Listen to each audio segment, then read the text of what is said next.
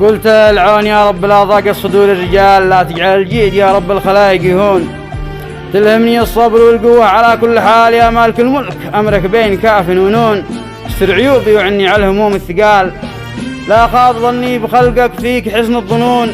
يا وقت ما الوفا والصدق عندك مجال، ما فيك الأصحاب أو صحبة ولا يحزنون. كم يا حقائق تجلت والمواقف سجال، والدهر أستاذ وأصناف الشدايد متون.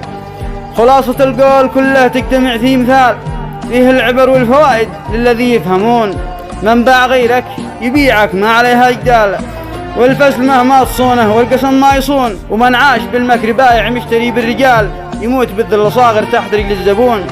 ومن زرع شر يجني من ثماره نكال، أهل الحفر والمكيدة قعرها يسقطون. يا لعن أبو شخص باعك للكسب الريال، ولعن أبو نفس خانت أو توسوس تخون. الزيف لو طال عهده قصير الحبال، شمس الحقيقة تقصه تظهره للعيون. الله يرحم زمان المرجلة والرجال والجود والعز دي قد فاتنا من قرون.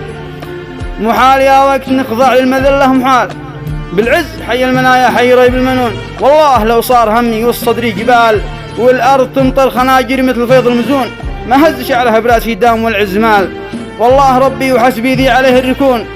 أنا أشهد أن القناعة من صفات الكمال، والمرجلة والشجاعة للكرامة حصون.